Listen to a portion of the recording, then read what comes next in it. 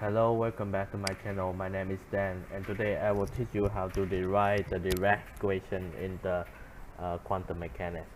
So we would derive an actual equation in relativistic mechanics, quantum mechanics, which is pretty mind-blowing because you know that the Schrodinger equation and the Dirac equation are extremely hard to solve. They are partial differential equations with complex number. They are extremely hard to solve, but derive them is another story. Extremely easy. So the beauty in the quantum mechanics is that when you have an equation relate energy and momentum, for example, we have this equation relate energy and momentum. We can derive them. For example, this is the equation for total energy. So this is potential energy. This is kinetic energy. We see that this is the total energy, but we see that the momentum equation in classical physics has this term, which is P equal mv. We realize that P squared must be equal to m squared v squared, and v squared divided by m must be equal to this term mv squared, which is similar to this term mv squared divided by 2, and therefore we can conclude that we can write an equation like this. We can by equation that kinetic energy, which is Ke equal to P squared divided by 2m. So this is the equation for kinetic energy, and if you go further, you can write the total energy as E equal to P squared divided by 2m plus the potential energy V. The amazing thing is that we can quantum. Now we will talk about quantization. In quantization, whenever we have an operator like we have an energy E as on a wave function, psi is always equivalent to the energy operator E has on the psi of the wave function. This means that we can convert an equation that has total energy and momentum, which is total energy is defined as a Hamiltonian in quantum mechanics. So let's compare to, we have an energy equation which is equal to momentum square divided by 2m plus the potential energy. Now let's try to make this thing quantum. We start with by E has, otherwise by the wave function, and we would say that the entire term v square, we will say b squared is b dot b for convenience. Just make sure this equation easier to look. And we see that the energy here acting on the wave function, this is an energy operator, and I will say the wave function here as well. This means we can distribute the wave function to this and the wave function into this. So so we can make the momentum as an operator as well. So this is where the Schrodinger equation comes from. So what is an energy operator? Energy operator is like this.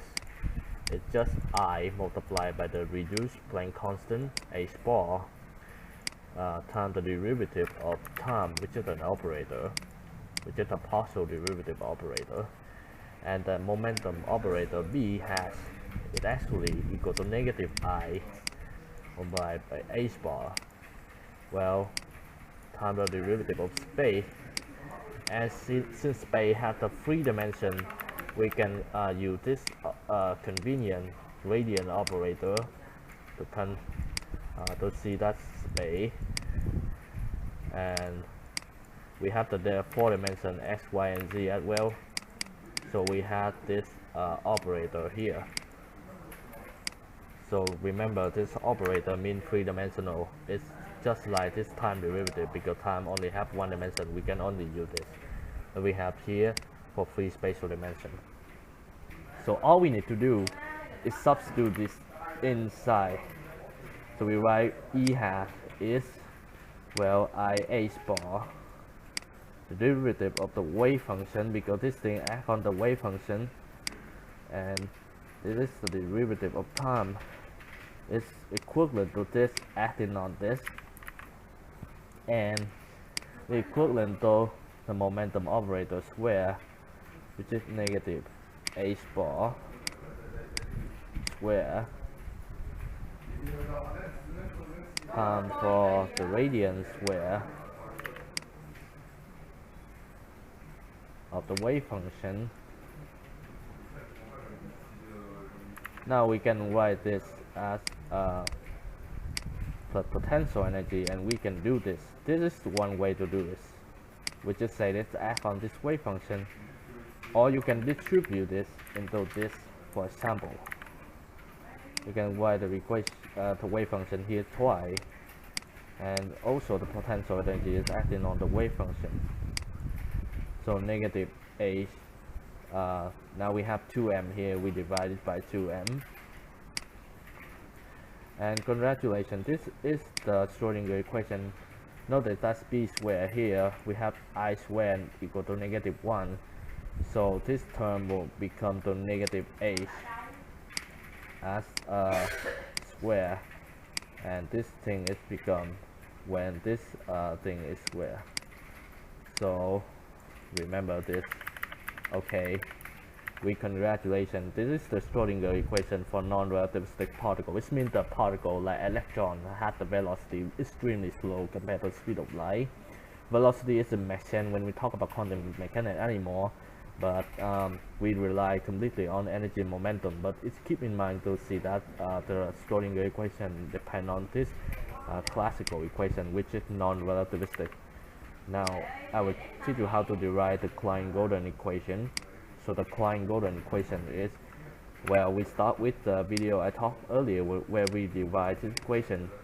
The energy square equal to mass square times speed of light raised to the power plus b square c square. Well, this is actually the equation that ends up fundamental to be quantized. So let's see another equation that is not fundamental enough to be quantized. So let's make it famous energy equation, which is also total energy. Remember, the mass has something to do with energy, so it makes this term total energy. If you don't have the potential energy, this is a free particle. But this equation do not apply to photon, because gamma will be infinite, because the particle of light is massless. So gamma as a function of speed of light is equal to infinity. So it's equal to infinity. So it cannot apply for light particle. But we can set the mass of the particle to be 0 here, and the equation will reduce to E equal to B times C, which is more fundamental than that. So this equation must be more fundamental than these two equations. If you make that energy, if you make the momentum square divided by energy, you have this term, if you make momentum square, we have this term here divided by the velocity. You will have equal to this energy, right? But this equation, can you quantize them? In other words, can you make this and this? The answer is no, because you have the velocity which is, cannot be quantized. This is the issue. We have the velocity here, so this equation cannot be quantized. So we can only quantize this equation, which is amazing because it's more fundamental than the other equation. This is known as, let's do this. Let's derive the Klein-Gordon equation. I'll teach you to derive the Klein-Gordon equation. The Klein-Gordon equation.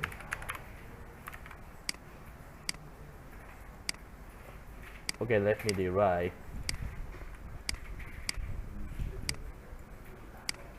So we started with this term. Again, well, we know that such energy multiplied by the wave function is equal to the hash energy hat multiplied by the wave function. But notice, if you square this, you square the energy, but the wave function is not square.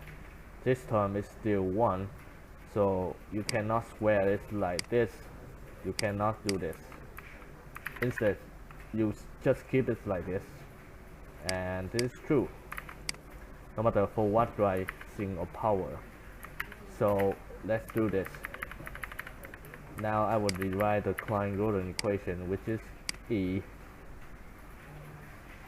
square multiplied by the wave function. Now I just make this term m square c to the power of 4 plus the momentum operator. Now I operate on the momentum as well, and this is done. This is the Klein-Gordon equation, where now we just have the energy square. We now have negative a square. Negative a square. Okay, we have negative a square, the wave function.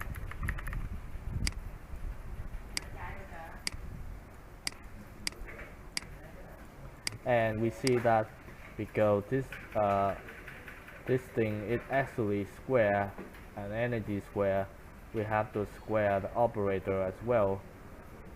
So we have this term.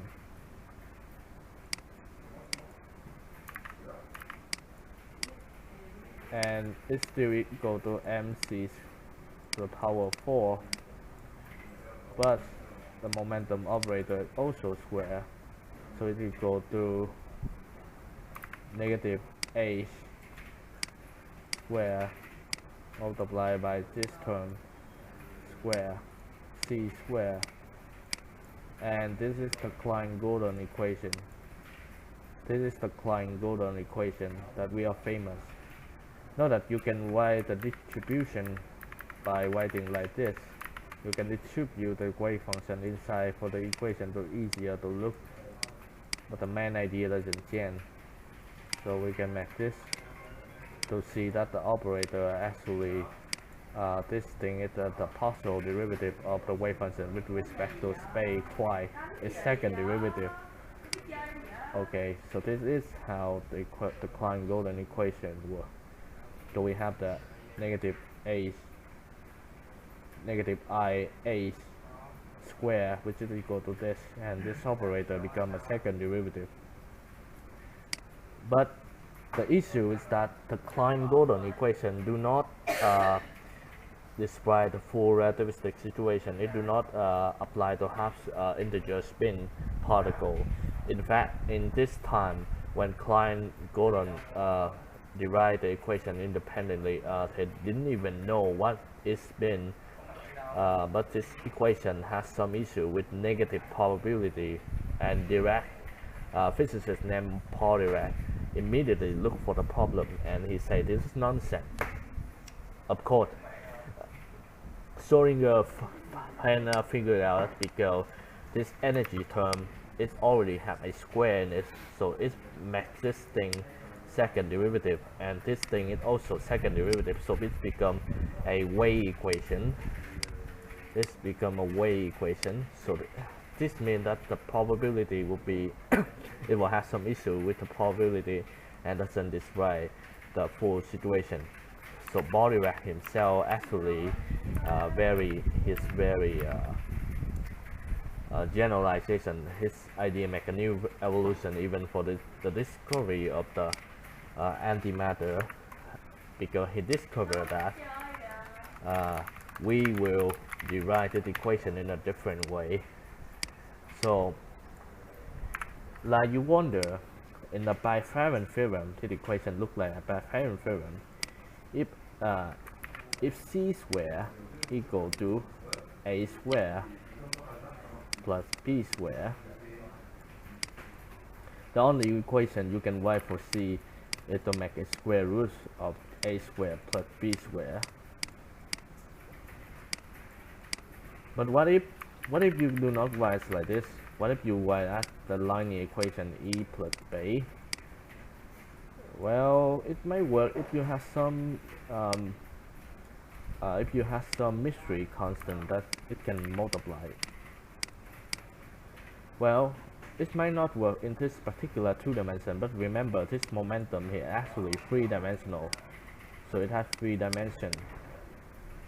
So it means that Dirac realized something about this. He wondered if he expands the entire term, he can make some coefficient, this thing called coefficient, so he can make the equation linear. So he will get rid of the second derivative thing of the time. So he will do this. So Dirac will continue to write his equation as E, but he doesn't use in square root or something. It's just why that's mc square and beta plus b times c plus b times alpha c. So alpha and b here is two coefficients. And then let's do this. Now we're using the energy operator again, well, which is we have the I a bar multiplied by the derivative of the wave function with respect to time, and it's actually equal to mc square beta wave function, and it's plus here the momentum has already been an operator, so it's just negative I ch, well, multiplied by this matrix thing with the derivative of the spatial dimension of the wave function. So this generates the Dirac equation.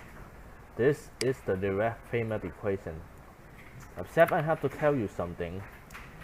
Well, first when Dirac saw his equation, he only realized that what if these terms alpha and beta can actually an integer. So here wondering if it could be a normal number or maybe integer, so he can solve this. But then he realized that when we expand this momentum into three-dimensional, he has some here's a system of equation that when he saw it require the non-normal number, he required to use a matrix. And the idea that most people on his time know that the Heisenberg uncertainty principle is more fundamental than Schrodinger equation, and the Heisenberg uncertainty principle had a property that can be derived using matrix. So they immediately apply matrix into his equation. So the correct thing is that this A actually acting on B, because A is actually a matrix. So this thing must act on this. So the only thing that when you write this, you have to be careful, because this A dot here must be here. So, and this is the complete Dirac equation, because this is a momentum operator. So we have to add on this thing. So this is the complete Dirac equation.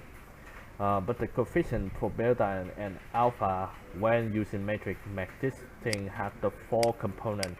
The wave function has the four components, and it is known as the Dirac spinner.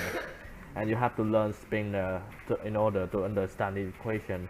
And it predict also kind of thing like antimatter.